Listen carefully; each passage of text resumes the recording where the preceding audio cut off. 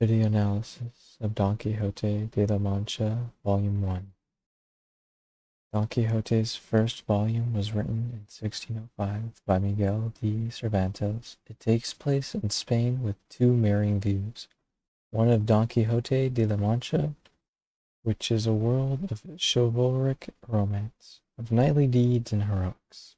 The other of Sancho Panza, who sees the world for what it is, but believes what Don Quixote says, so he becomes his squire. A second volume was released in 1615 to combat a copycat of Don Quixote written by Alonso Fernandez de Avellaneda, which starts the story of Don Quixote 1 month after his first escapades. The core themes that surround the book are ironic chivalry, the difference between fantasy and reality, alienation from the rest of society, idealism versus realism, and madness versus sanity. But to understand Don Quixote, we need to understand its creator. Notable things that happened to Cervantes. Miguel enlisted in the Spanish army in 1570, stationed in Naples.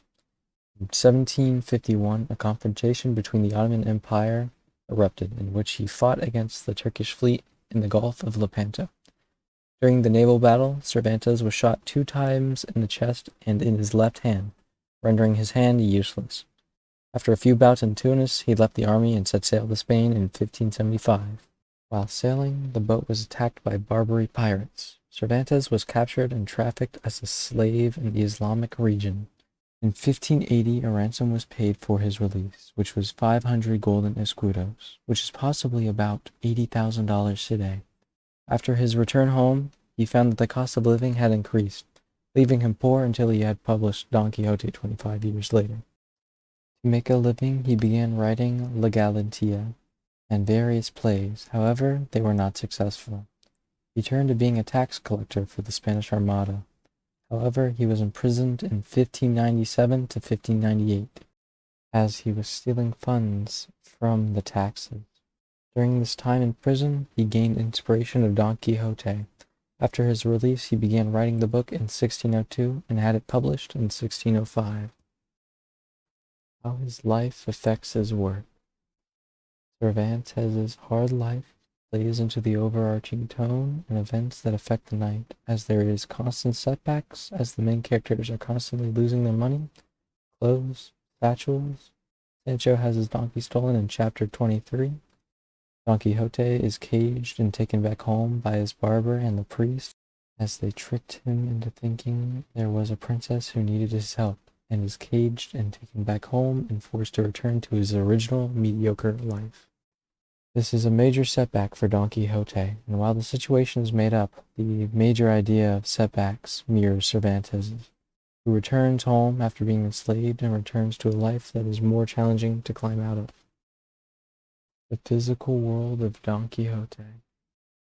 Cervantes's experiences have affected the physical world of side characters, as on Don Quixote's and Sancho's adventures, they come across many scenarios. One scenario, such as on chapter 22, is they come across prisoners being escorted by guards to be hung. Don Quixote questions the prisoners, each giving them the same into what crime they committed, which they give their case while expressing their hardships to gain sympathy, to which Don Quixote frees them, as he feels they have been forced into this life by oppression, and are rewarded with rocks of gratitude pelting him and Sancho. Later, one of the escaped convicts, Guy de Passamont, who hid in the forest, steals Sancho's donkey. These prisoners that Sancho wrote are thieves, pimps, and murderers. Cervantes shows that while in a bad spot, these people choose to do bad things, possibly something he reflected on while in prison. Another case of a prisoner is in chapter 39, who is a soldier who was captured by pirates and imprisoned in Algiers, who is helped by Zoraida, who dropped money from a window to pay his ransom and to marry her and run to Spain. This story by the prisoners closely relates to Cervantes, as it directly inspired from what happened to him in his return home and kidnapping by Barbary pirates. Cervantes also read a lot of chivalry books, which helped him in creating a satire of them. Chapter 6 can show what books of chivalry Cervantes liked and disliked through the priest. As in the chapter, the priest makes remarks about each book. Notable books mentioned are Amadis of Gaul, which was praised for its influence, The Exploits of Esplandian, which is the sequel of Amadis, and the history of the famous knight Tirante the White. These books were spared by the priest because he saw them as foundational books, and other books were burned as they were seen as nonsensical and harmful to the mental state of Don Quixote. These choices of books are the opinions of Cervantes through the voice of the priest. These books are being used as the foundation for Don Quixote's worldview, as he sees inns as castles, herds of sheep as armies, and windmills as giants. How Don Quixote is alienated. Don Quixote is alienated from society, due in part because of his madness from reading chivalry books, as he aims to copy their deeds. He is different also due to his now outdated mindset, where he views the world in a feudal way, seeing soldiers as knights, and monks as cultists. His obsession with chivalry and refusal of any outside ideas from Sancho, labeling him as foolish, alienates him from those directly interacting with him.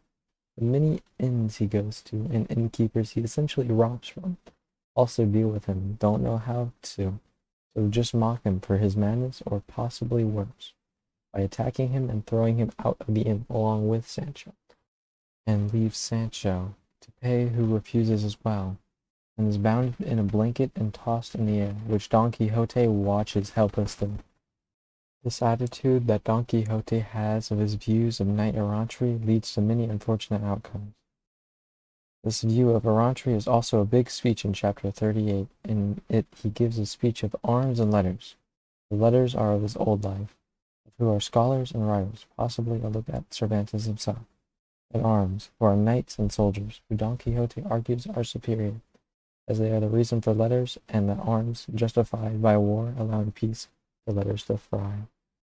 These highly put together sentences show to the barber and priest that he can be cohesive, yet he only supports knights, alienating himself further and viewing his books as a corruption. The fact Don Quixote is so adamant about becoming a knight is just very tragic, as he can be cohesive and can be understood, but a lot of the times just befalls a lot of unfortunate events due to his own actions. And it's just unfortunate that he does face a lot of problems due to what he does to himself. There's a lot of times where he gets beaten for even just his horse doing bad things. Rocinante tried to mount a mule, and Don Quixote and Sancho were beaten for it. This just shows how alienated they really are from the world, as they don't really connect at all with the other people. Sometimes they share stories with strangers, but most of the time, the strangers just beat them up. Why are the windmills so popular? The short adventure of Don Quixote, where he sees windmills as giants, is only 3 pages in the whole of chapter 8. But then why is it so popular? It is the first adventure that Sancho and Don Quixote go on. Moreover, it is what encapsulates Don Quixote's madness, as it shows the difference between Sancho's realism and Don Quixote's idealism, as both see the windmills as what they want you to believe them to be. Don Quixote sees them as giants, and Sancho sees them as windmills. When Don Quixote charges at the windmills and breaks his lance, it shows the dedication he has to being a knight, even though he is insane.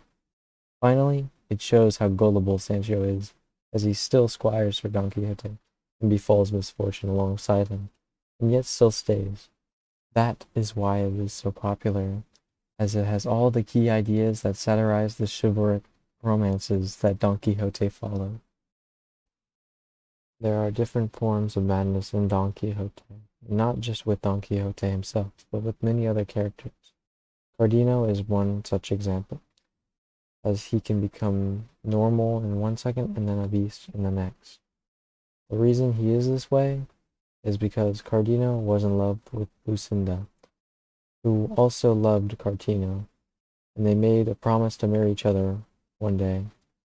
But Cardino was forced to leave Lucinda to work for a rich nobleman called Duke Fernando, and the two became friends. But Fernando had begun to have eyes for Lucinda, and then sent Cardino on an errand to distract him so he could marry Lucinda secretly. But Cardino found out, and then snuck into the wedding and was crushed by the sight of the wedding, and then left to never return. The only thing he has is a money satchel and a letter. Another prevailing form of madness is of a shepherd who had loved a shepherdess, but was rejected due to her not wanting him. He was driven mad and killed himself due to this. Don Quixote comes across his friends who are hosting a burial for him, as they say their final goodbyes. These many forms of madness add to the idea that Don Quixote isn't the only mad man, if he is even mad at all, as there is an underlying theme of madness versus sanity, and the idea of, is Don Quixote in the wrong for wanting to change the world, even if it is in a bad way, or seen as different? The thing I find special is the addition of a third party who studies these stories of Don Quixote and collects them and transcribes them and puts them as the book Don Quixote. This outside perspective is essentially Cervantes taking or acting as a more historical figure, trying to scrounge up evidence of what Don Quixote adds, adding a personal feel to what the story already can be, as a personal tale that allows you to laugh, cry, and be amused with Don Quixote. The end of Volume 1. The final chapters of Volume 1 see Don Quixote tricked, believed to be dead by Sancho, and then a state of limbo, as his niece and housemaid are concerned that he will become a knight-errant again.